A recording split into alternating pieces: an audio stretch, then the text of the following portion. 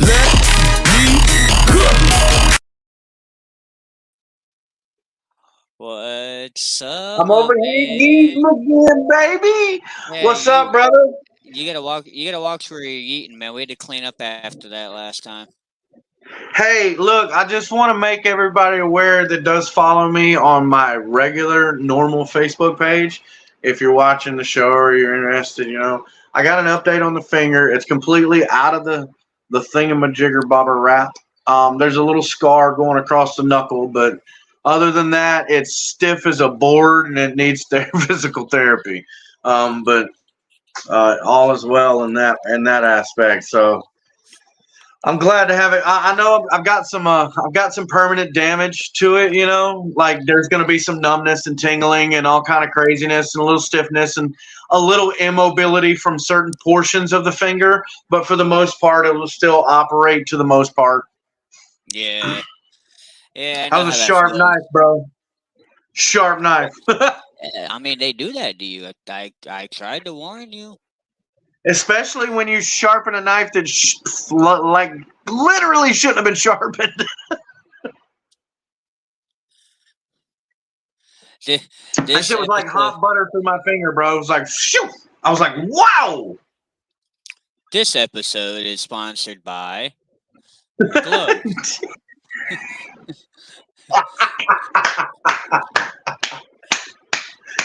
Touche.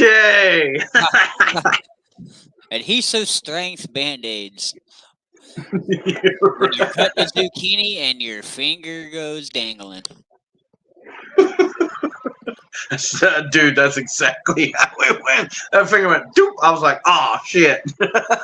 Oh, believe me, man. I've been there. I've done it. I know.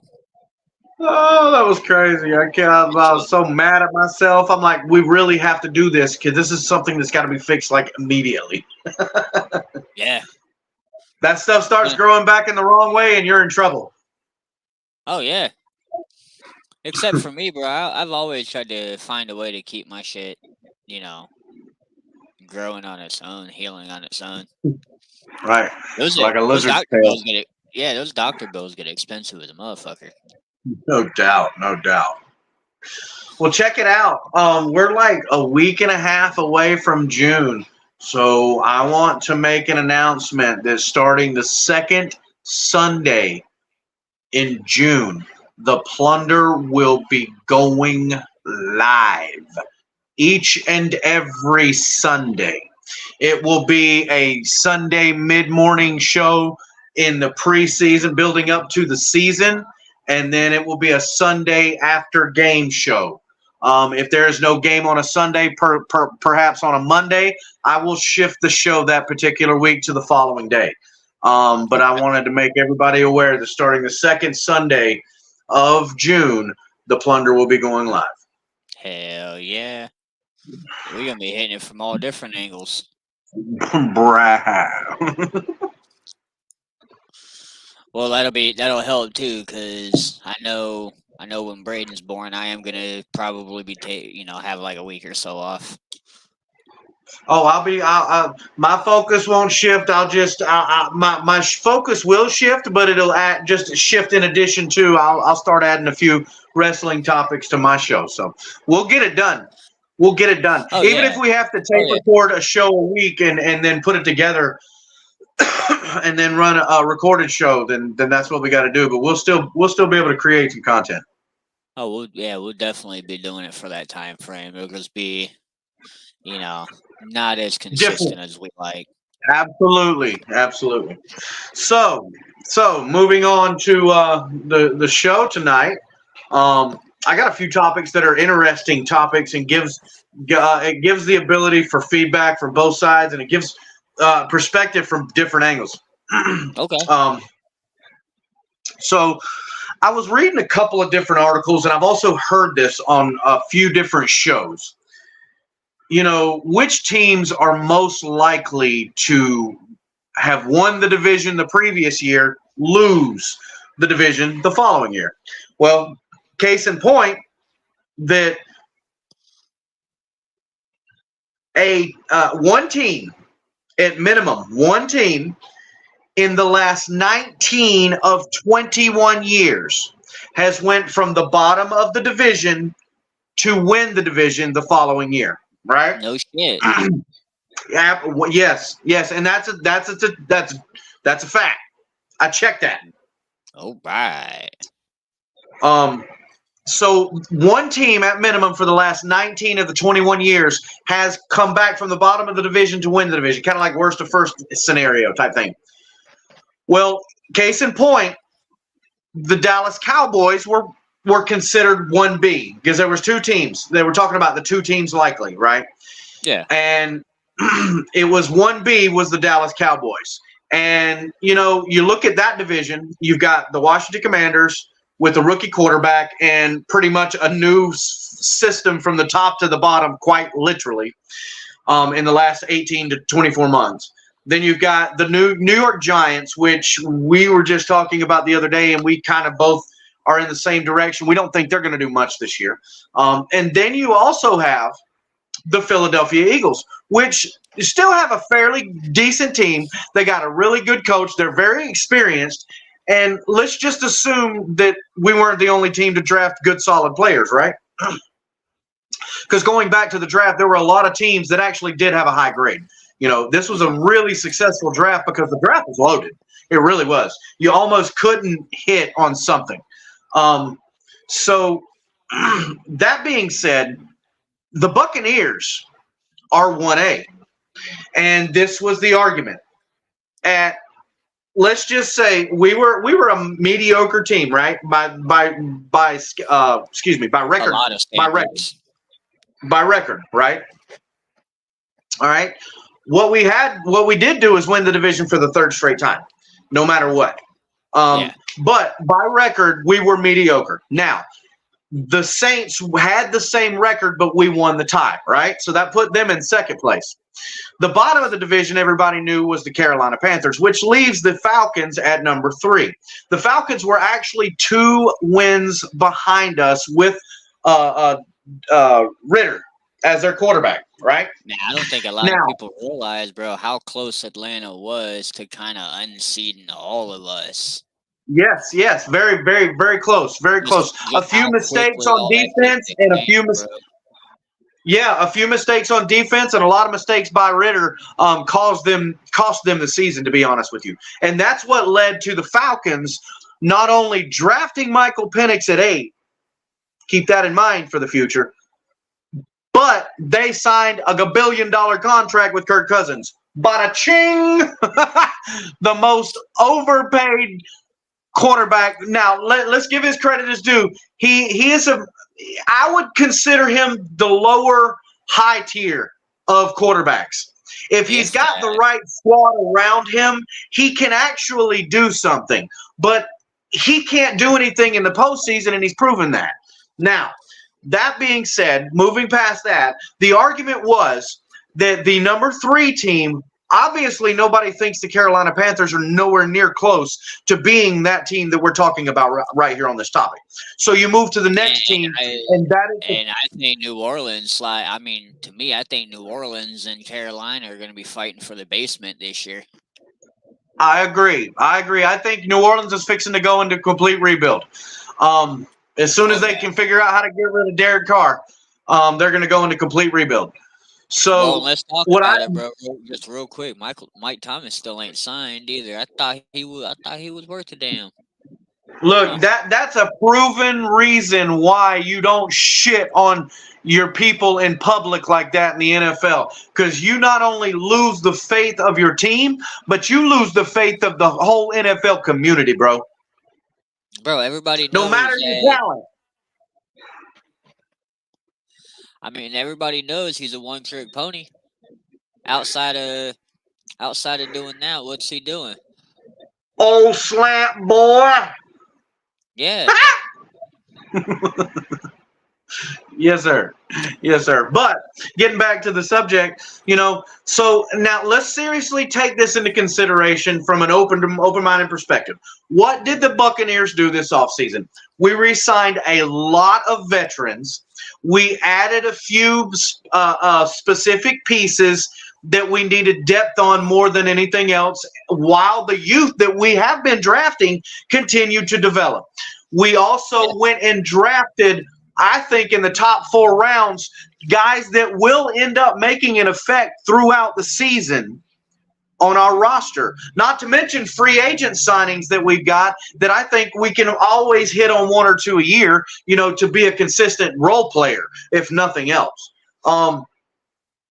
But then based off of those things and the key 5 signings that we had of our guys that were experienced Super Bowl champions to come back and win in this league that are still capable at a high level, including the best defensive back in the NFL, Antoine Winfield Jr. The highest paid defensive And the highest paid. And the highest paid. And the highest paid to boot. Now, back to what I was saying. So you would think that the Buccaneers improved, right? Now, let's take the Falcons. They were, again, a couple of mistakes on defense. We're talking like 2 or 3. Literally 2 or 3 mistakes on defense in the last 3 games.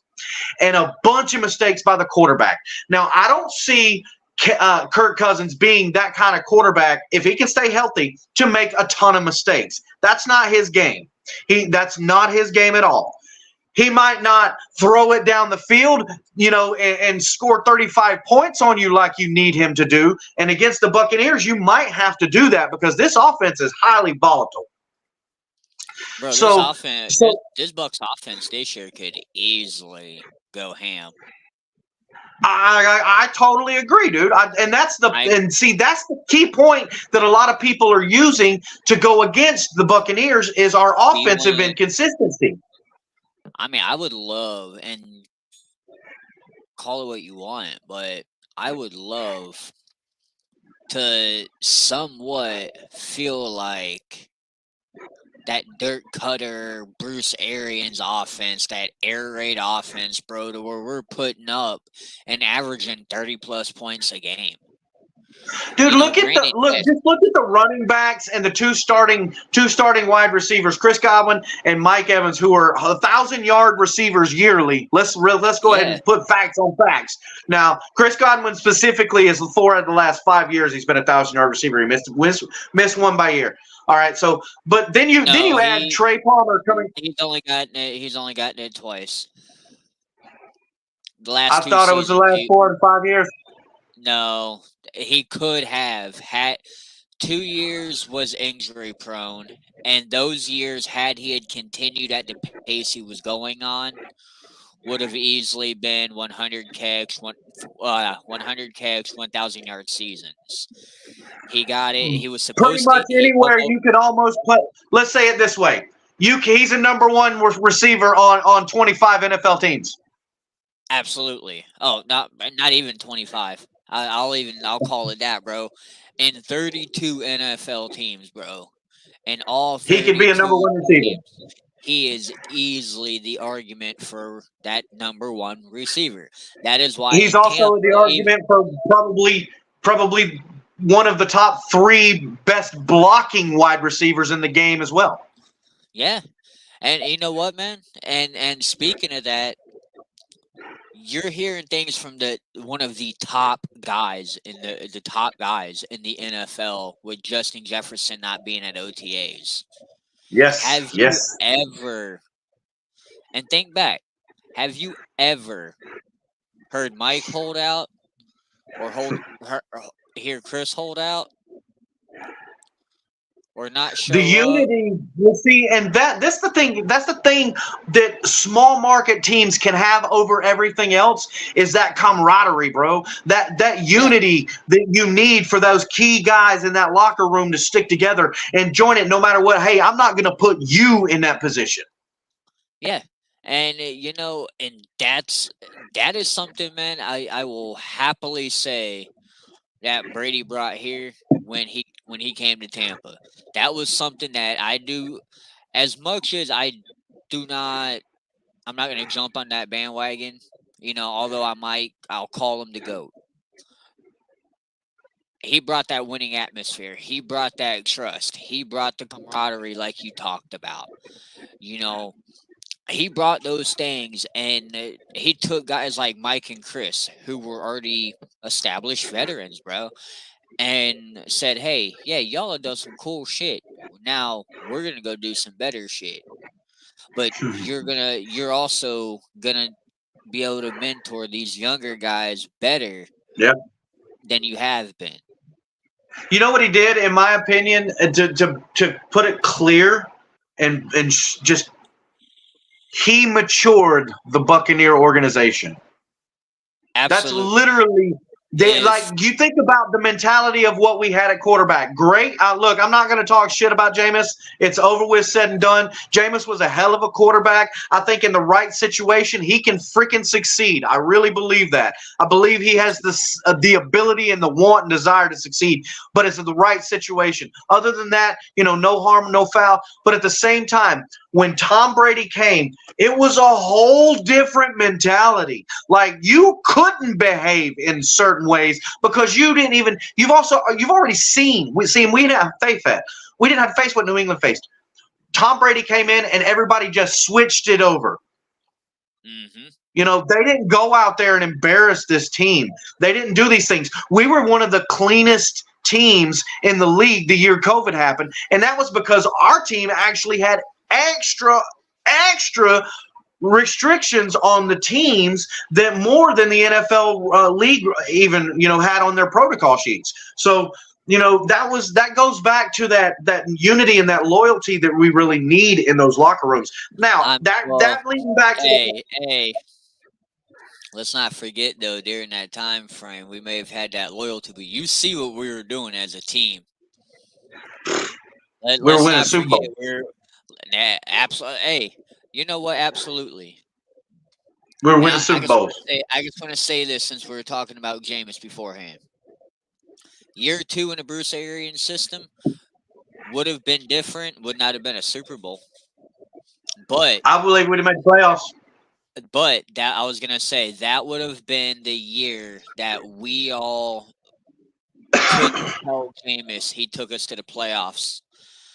Because that what made it so hard, I think, for the organization, just to finish off with that and just to give clarity on my position officially on this show, I believe that if the fans hadn't been so done with Jameis by week 3, it wouldn't have been such an easy decision for Bruce Arians. In my time, of course, with Buc's life, in that time frame, the source that we had was telling us that we were set to bring Jameis back. Like, go get your LASIK, go get your knee taken care of, make sure you're 100% because we're buying. They were still planning on drafting Tristan. It just so happens that you're going to draft Tristan instead of hopefully seeing if this can progress. We just got the greatest quarterback of all time leaving where he became the GOAT. Put that, from putting that whole organization really on the map. Absolutely. But he is now a free commodity. Oh, and he's interested in coming here. Oh, yeah. Hey, no. It was too hard to pass up. Yeah, and you know what? I felt from what the goal was to bring Jameis back, I felt it was in the best interest for us to let Jameis go.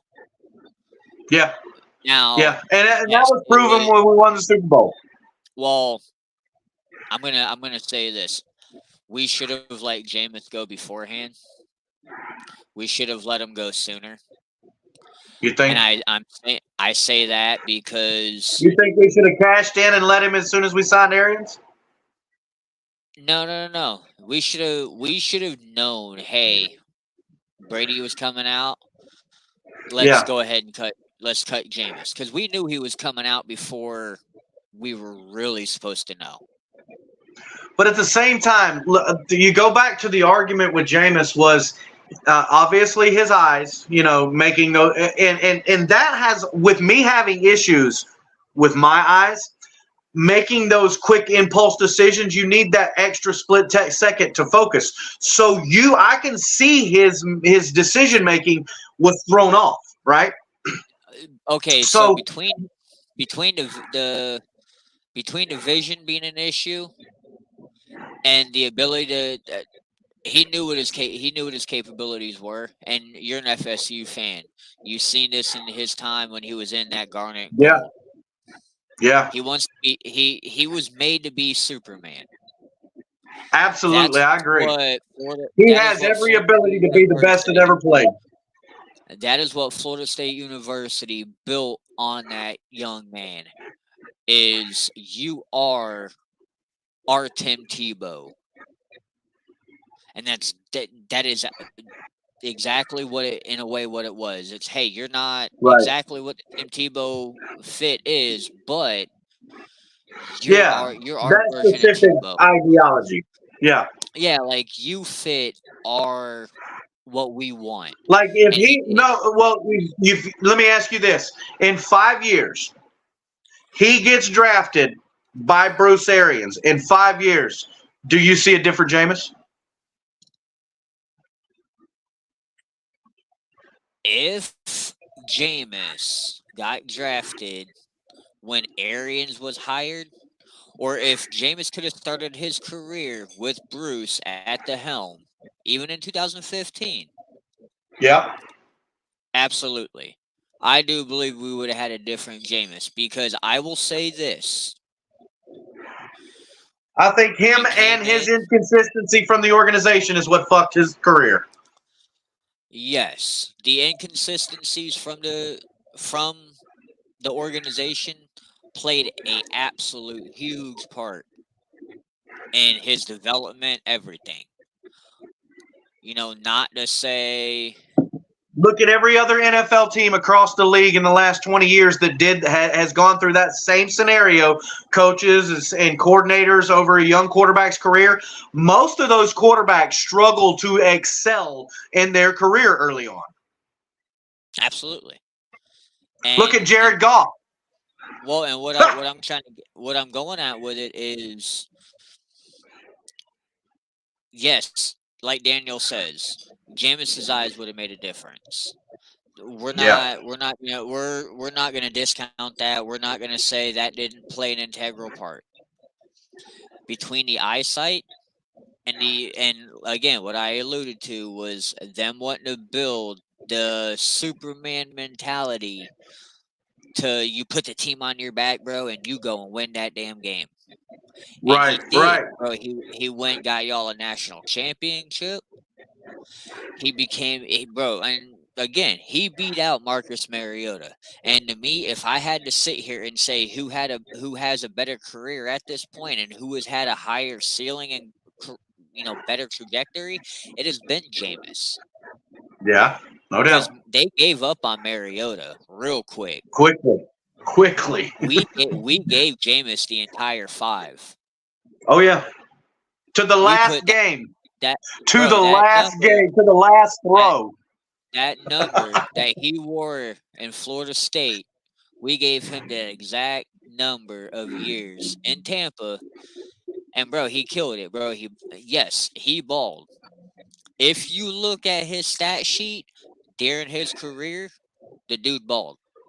But if you Oh look at yeah. his stat sheet in his career, that time frame, the turnovers were He the biggest turned the thing he ball over a defended. shitload, like The like turnovers, Brett Favre type shit. But Brett Favre was getting to the NFC Championship all the time.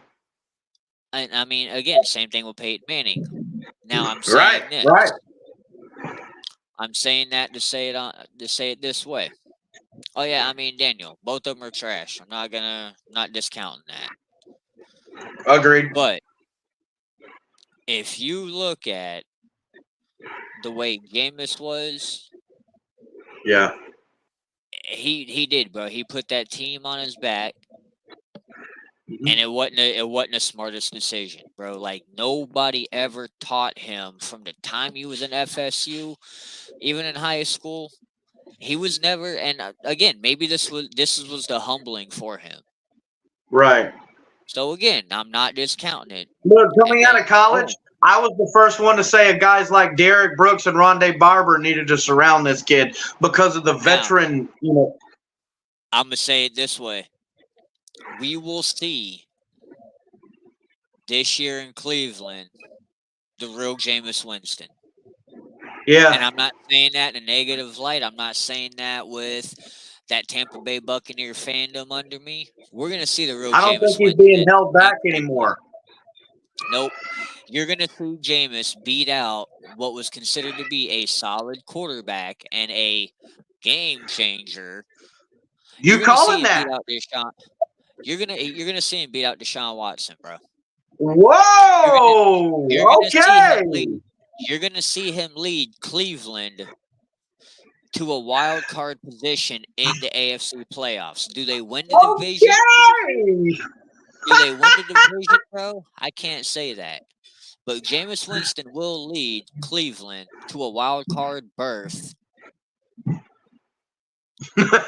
Shit. I like the way that sounds. I mean, that's interesting. I'm going to keep my eye on that. At the same time, you're going to have Baker taking the Tampa Bay Buccaneers to the playoffs. And you're going to see the storyline happen.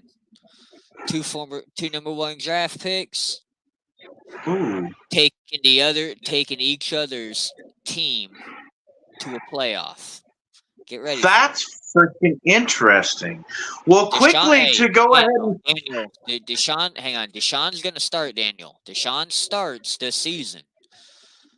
But you're going to catch around week 8, week 9, week 10, mid-season, that Jameis is going to take over for one reason or another.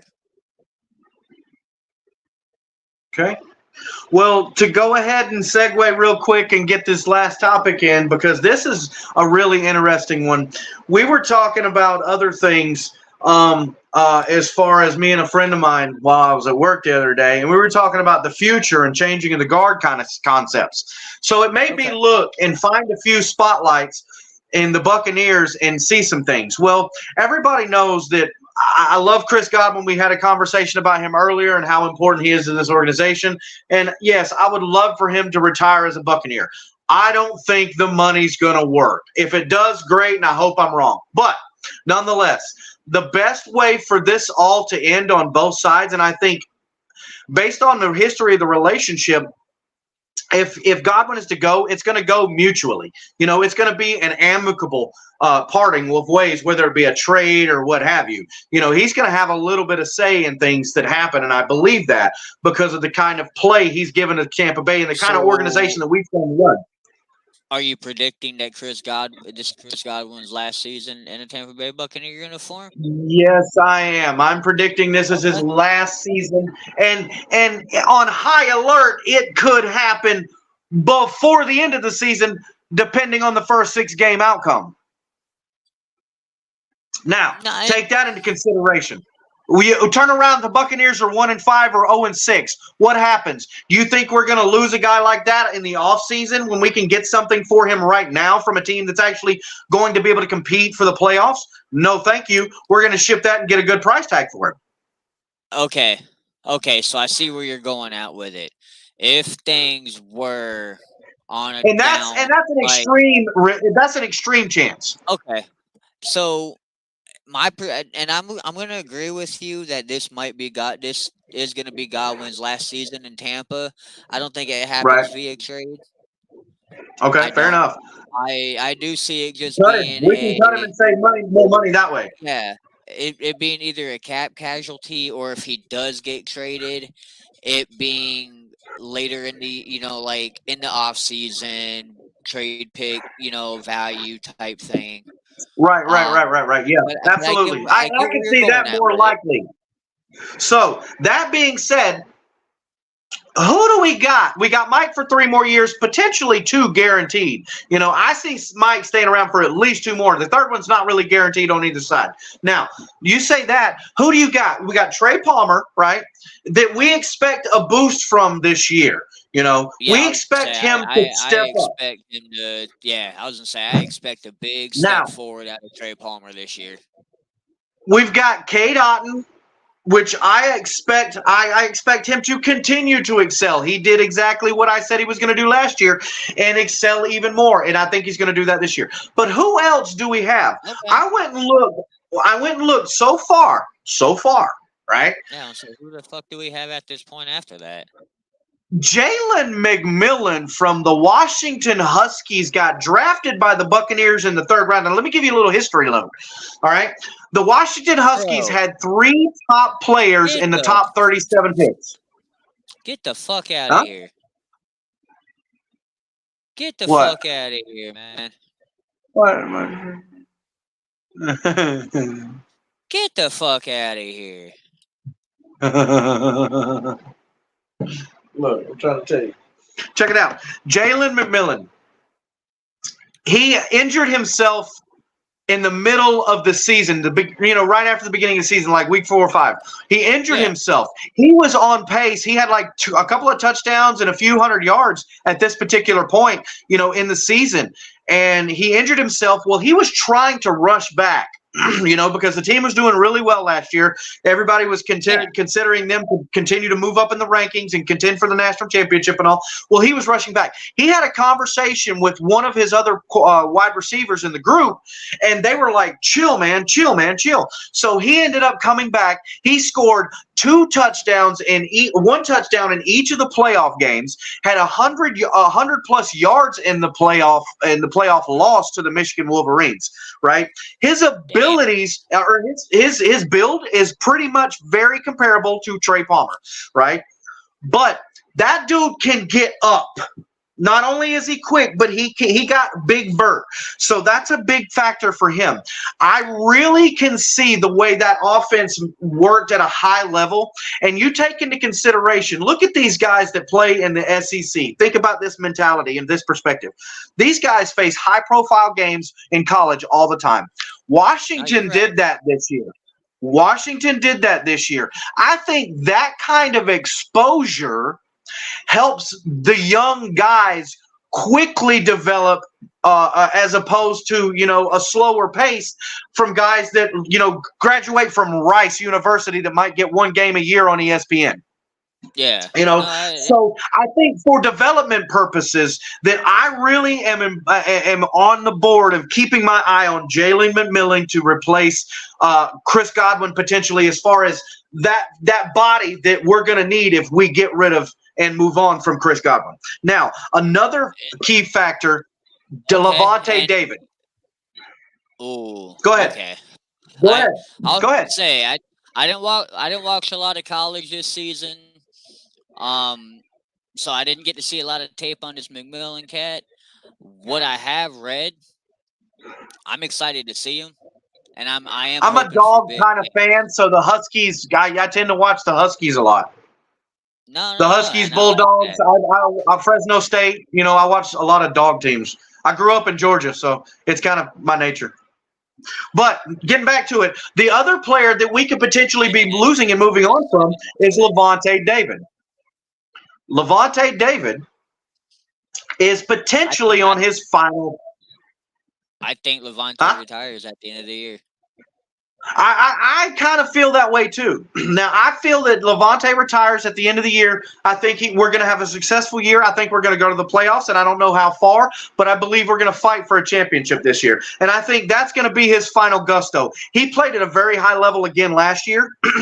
We've moved on from Devin White. He's moved on to Philadelphia, and he can ride his horses with an eagle chasing him down in the sky, for all I care. But nonetheless, we've got a couple of guys. KJ Britt stepped in a lot last year with the absence of Devin White in a very successful fashion. Must I add?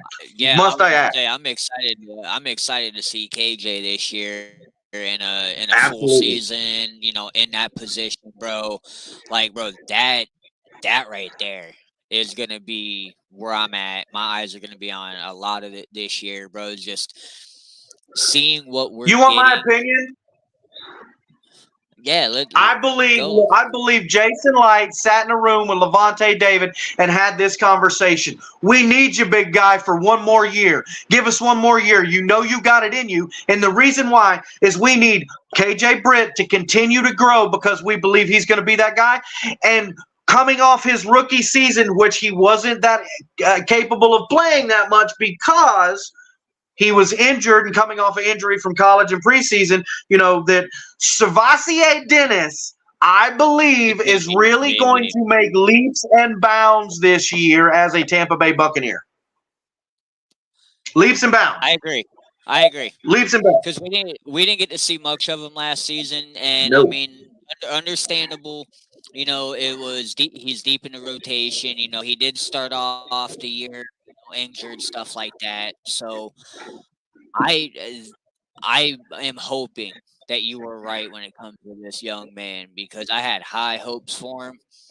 And his perspective and his outcome was supposed to be something like, think about this. Think about back when we got Devin White. What was our perspective of what we thought Devin White could be? That's the same kind of look we all had from the organizational perspective. When Savassier Dennis, we got him because of his abilities.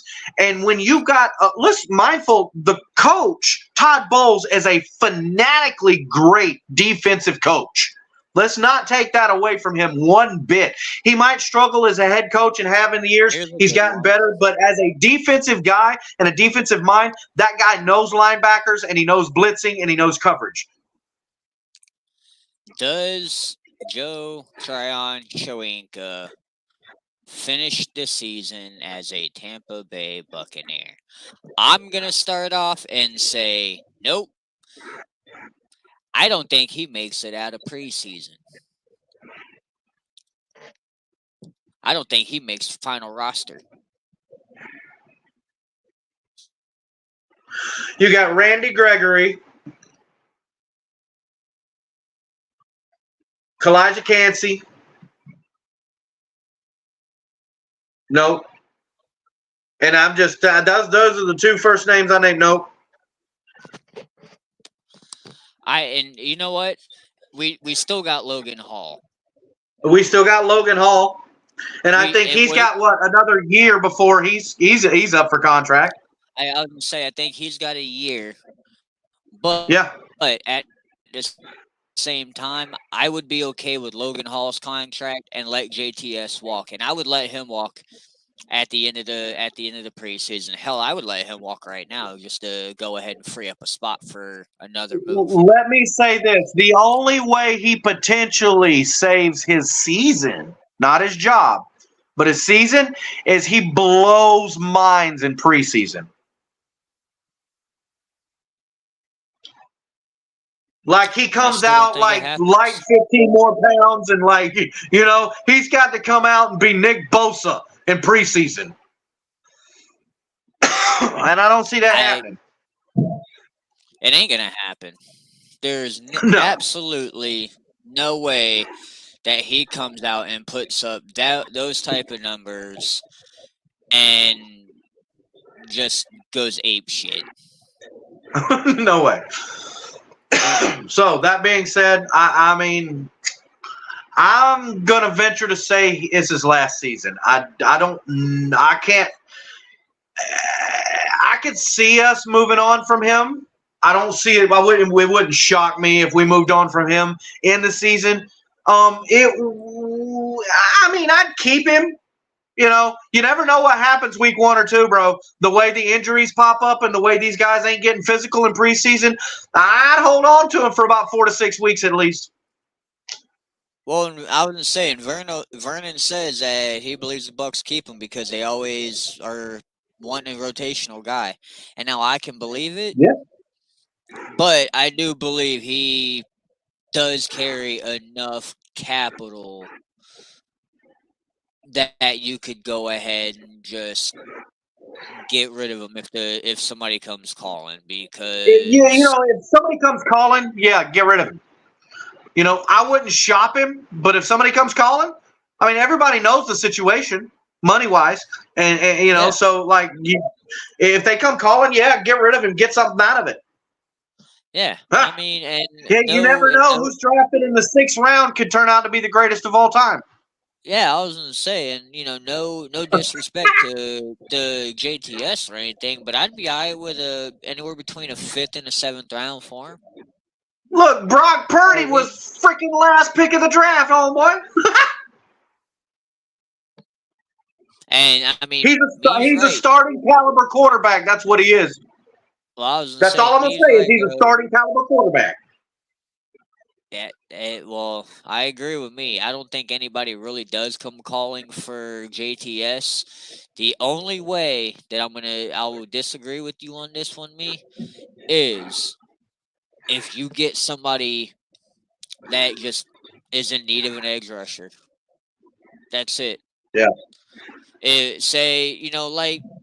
Say San Fran, say Nick Bosa got hurt, you ain't got nobody else on the outside that you can just get that maybe can make a difference. I can see, old John Lynch calling, "Hey man, what's up?" I'd be alright I with can it. see that. Like, Because he's and also you're talking about a player that's actually prone to get hurt. yeah, like it's not really a win-win either way, Right. but it ain't hurting it at all. Very Says that he's a JTS is a wide receiver playing on the edge.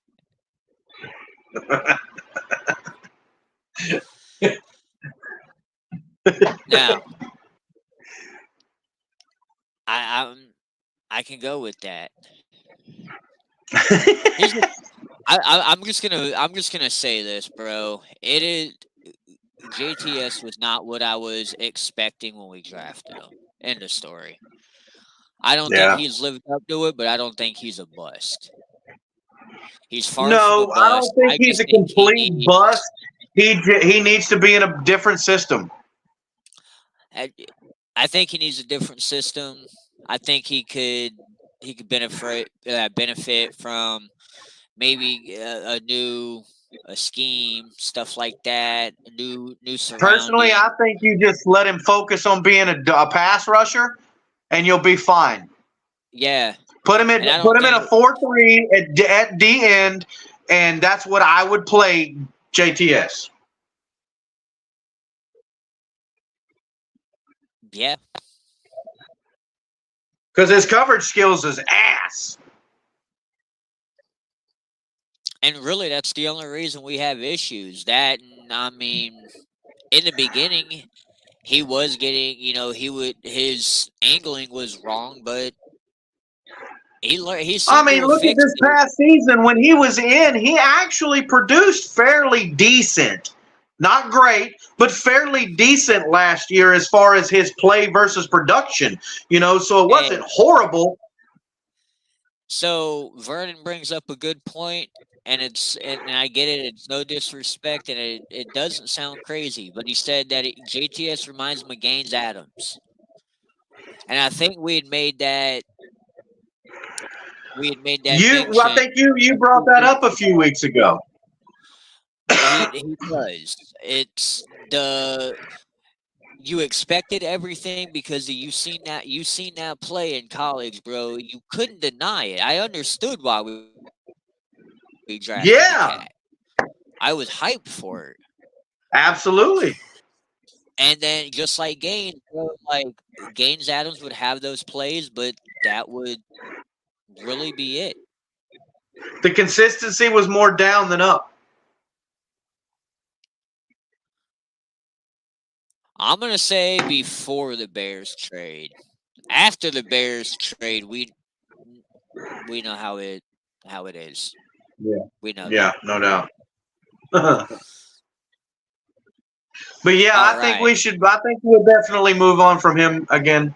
So that's all I got for Pancakes. It took a little long, but it was a great conversation. I got some insight from you, and I hope that the folks joining in on the show got some insight from one of us and didn't sit there laughing at my stupid ass. So I'll be cool with that. It, pancake wise, bro, or Powerbomb wise, really, it's just we're down to Waiting around for this pay-per-view, this PLE this weekend.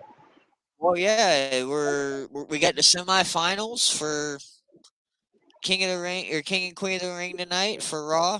We got Gunther and Jey Uso going 1-on-1. Woo! Woo!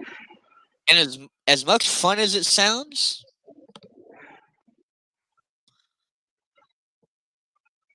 Jay's gonna win this. Giovanni's gonna come and cost him the match. I think Giovanni Vinci comes back and costs Gunther King of the Ring. Really? Oh yeah, why not? Okay. And help. I mean, Jay it would be at the same good. It would time. be great for timing. But does that No, lead hey. to a feud between him and him? Absolutely. I'm expecting a feud between Giovanni Vinci and Gunther. Hell, I'm expecting Giovanni Vinci and Ilya Dragunov at one point to become friends, cross paths, and take on Imperium. Now that I've been waiting for. But that being said, you get Jey Uso, and then on SmackDown, we'll talk more about it Friday. But on the men's side, you got Randy Orton and Tama Tonga. Woo! Ooh. You see what I see? In the words of Tama Tonga, yeah. Yeah. So, dude, the Tasmanian Devil thing they got going with him, I love it. Hear me out.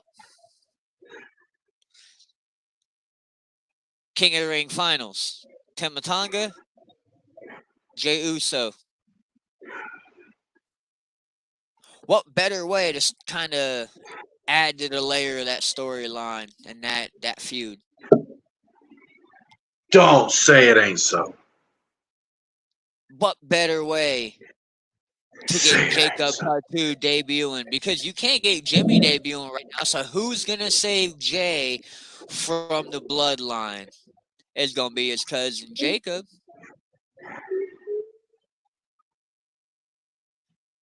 What better way to introduce that right now? And you didn't even have to put a singles title on Jey Uso.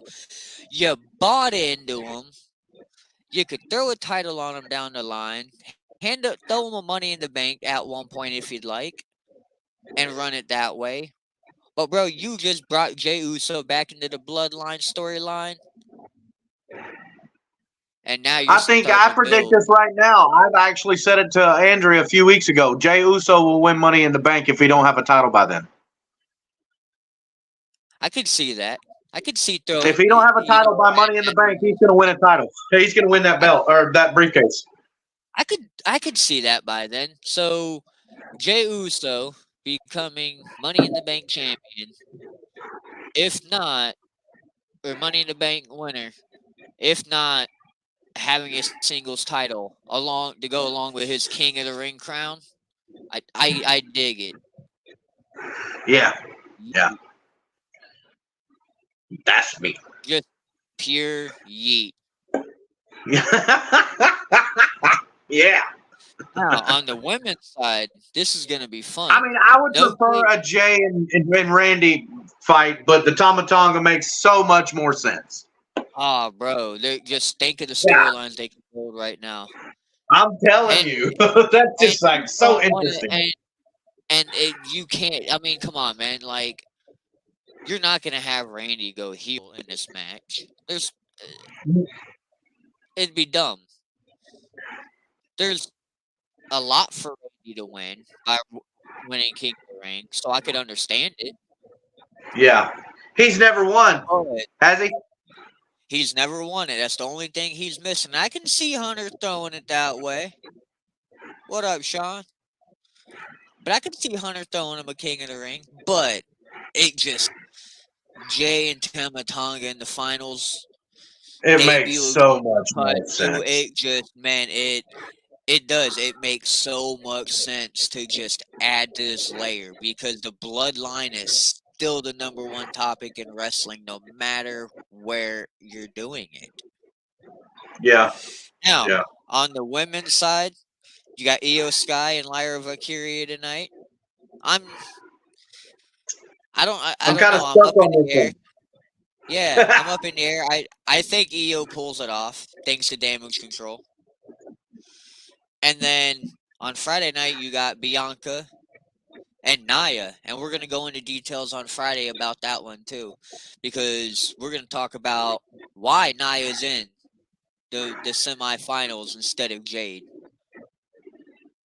Another thing we're going to talk about on Friday is Logan Paul scared of Cody? Is Logan He Paul scared seems to scared defend of his Cody. title? He seems scared of Cody. Why does he only Shit. want one title? Why is he scared to put his up to gain one? He was talking a big game until We're gonna it came time. he was talking. Oh yeah, he was talking a lot of cash shit. So we're gonna Yeah, he talk more was. about that. We're gonna talk more on that on Friday too. Hell yeah. Now, I can't wait. the one thing I can't wait is the build for DIY and A Town Down Under, That's going to be such a killer match. and Balor and McDonough promoing against the Awesome Truth tonight because you know it has to happen at this point. Yeah. Yeah. And we know and Damian Priest and Drew McIntyre, we're going to talk more about that because I can't wait to see how Clash of the Castle happens. And Becky and Liv, they're going to add to that. That's going to be a fire. That's going to be a fire basket, bro. We're going to go in details about that on Friday. And Friday's going to be a big show, everybody. If you like WWE, you better watch. You better tune in. Telling you. Outside of that, man, wrestling's been entertaining. It was interesting to see that they let LA Knight lose again. It just seems like they keep building him up in these stories, bro, and you think he's gonna get there, and then just bam, out of nowhere. Yep. But this new bloodline, man, this new bloodline with Solo and Tangaloa. That's taking charge of everything else. Bloodline's leading the pack again. Man, this is insane. Just when you thought WrestleMania 40 was gonna cut it, bro. Look, Judgment Day. Judgment Day don't stand a chance. They can't even stay together. I mean, I'm just gonna say it. I hope at one point we get that Survivor Series clash between Raw and SmackDown, and give me Judgment Day versus Bloodline.